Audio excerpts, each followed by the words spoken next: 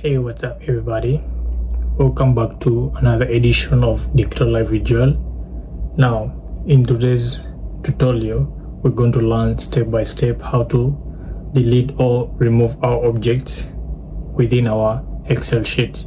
Now, I've got my data here, which I collected from a website, but it came with some of the objects within it. So how do I remove them or how do I delete them?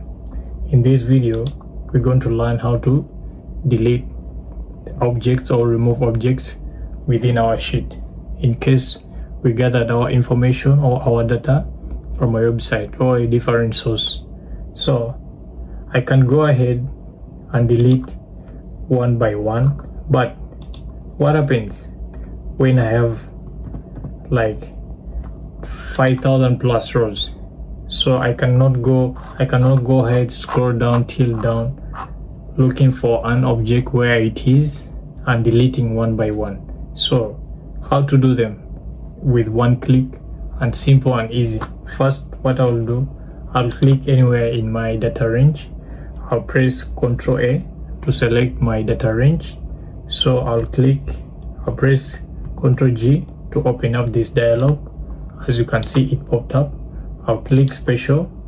Okay, under here, down of it, there is what we call objects.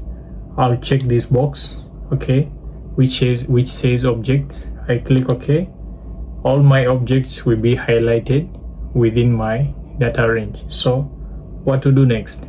I'll just click the delete button, or I'll just click the space button on my keyboard or on my PC. So that's how we delete the objects in the Excel in case you gathered your information from a website or different source and it came out with some objects, and some objects may come when they are hidden within it. So when you're processing or you're doing data cleaning, so you have to check whether your data range or your work which you extracted from the different source, it has some objects or some hidden images, so that you can clean it nicely for easy insight. So that's how we clean the objects or we delete objects within our Excel sheet. Thank you.